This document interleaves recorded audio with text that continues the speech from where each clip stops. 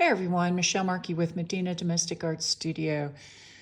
And you are looking at probably one of my all-time favorite patterns. This is from Urban Threads. It is an owl that was originally an embroidery pattern. And I took the black outlines out, saved it as an SVG file, and then sent it off to a printer and had them print out a DTF of the owl outlines. So it's already been ironed on to denim. This is just a piece of denim. And I wanted to show you the very first steps of coloring on denim. If you're going to try to use paints, the long and short of it is, you really should seal the denim first. And I'm using my plain fabric medium, and I'm just coming in and scrubbing the fabric medium into the fibers. Now, you can see I don't care that I'm getting it on the black lines. This will dry clear. It really won't show up afterwards. I don't suggest being too carried away with this. I've had people in class saturate their work, and it remains very sticky. So if you'll notice, I'm just kind of slapping a bunch on, and I'm just swirling it around until it's kind of, and mushing and how about that for a term? Mushing the bristles into the fibers so that I can really get this good and in there. And then once it's heat set, which I will do before I color, that way it will lock the fabric medium into the fibers, and I won't have to worry about so much of the paint getting absorbed by the denim fibers. Now, it's still going to happen, but it won't happen nearly as much as it would when I first did this pattern and colored on the back of a denim shirt, which looks fantastic, but I'll be honest with you, I had to put like 6 layers of paint on before I could get the vibrant colors that I wanted. Okay, so this is just part 1. So I'll end up doing the whole thing like this. We'll let it dry naturally, then I'm going to heat set it, and then I'll start coloring, so stay tuned.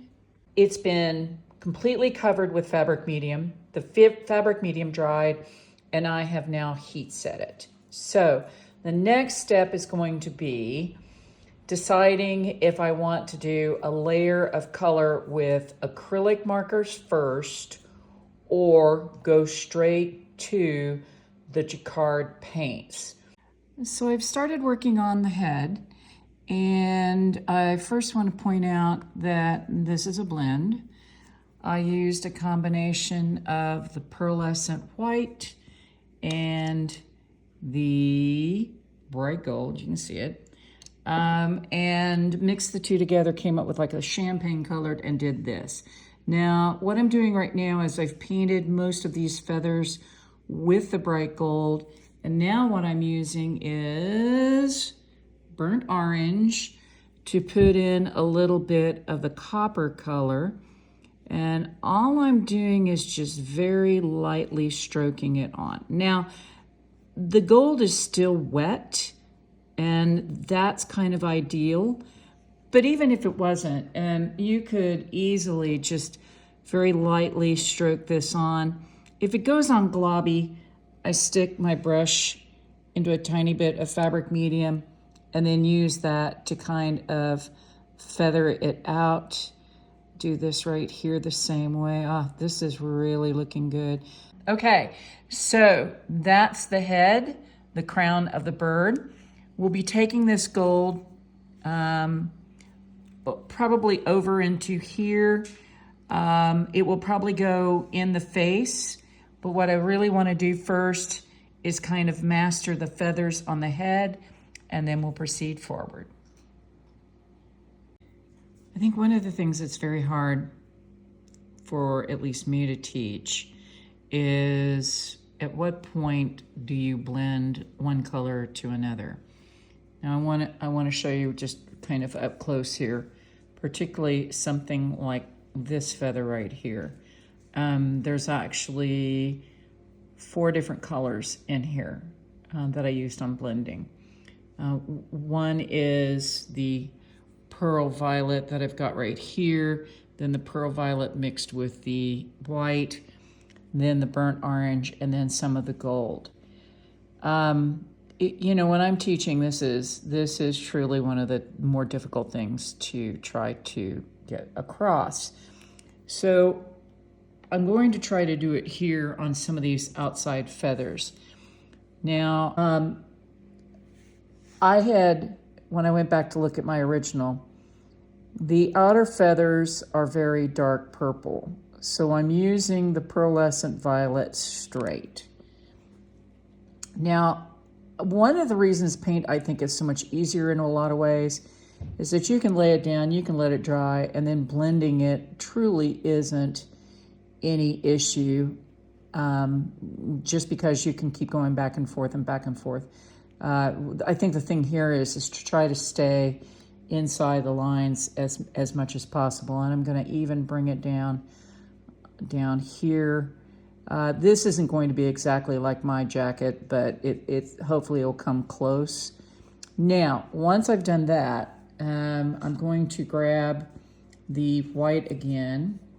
I'll show you what I did just here in my paint palette. I'm going to do the same thing right on top of the other. Okay, so I'm going to put a little bit, and that's just how little I'm talking about, just a dot.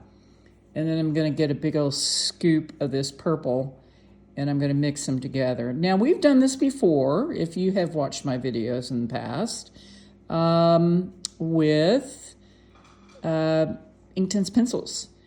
And I think if you have done that, then you should be comfortable about making your own paint like I've just done there. Okay, so now back up here, let me start where it's more obvious. You can come down now and drag the lighter purple into the darker purple, and it will offer contrast to it without necessarily changing the color. This owl is spectacular. I don't know who at Urban Threads designed this pattern, but this has got to be one of my all-time favorites. And based on the number of people who wanted to learn how to color it like I did, I feel like it must be a very popular pattern overall. I certainly know I love it. I could color this thing a gazillion different ways, but I actually stuck with the coloring that they did with the embroidery thread and tried to match it as close as possible because I thought it was so good. So see, I'm just coming in very lightly. Now, the only thing I'm going to warn you is when you're working with acrylic paints, and boy, I forget until I go back to working with them, is how quickly they can dry out. That's why I never make a whole lot more paint than what you're seeing here, is because in about 5 minutes, that is going to be completely hard and I won't be able to use it. But I felt like I could do enough right here and show you what it is I'm talking about as far as blending, and how sometimes that can be a little tough. Now, we're doing two tones here, but what I want to do real quick is I'll flip over once I've got this down and to the other side where the purple and the yellow and the orange all kind of blend together. I think it's a spectacular look, but you have to be very careful not to turn it into mud. So let's flip over here, and I'm going to put just ever so slightly bit of purple right on that one. Now, this is going to crack y'all up, but I'm not even going to wash my brush. I'm going to dip a tiny bit, I don't know if you can see that, just a tiny bit of the burnt orange, and ever so slightly kind of blend it just like that, where it just fades into it. And last but not least, with what tiny bit of bright gold I have, I'm going to come in here and just lay a very, very tiny bit, okay? So let me kind of get this where I can zoom in a bit and show you. So look how nice that blended. Interesting how those three very disparate colors play very well together. I think if you looked at the color wheel, they are complementary. Okay, so hopefully that gets the point across. I just want people to be aware that you're never going to make it look exactly like mine. But when I go to do the paint by numbers this concept is very difficult for me to actually get across without subdividing each one of these. And then I think that looks like unmitigated you know what. And I'd prefer to just explain how I did this rather than necessarily ruin the pattern.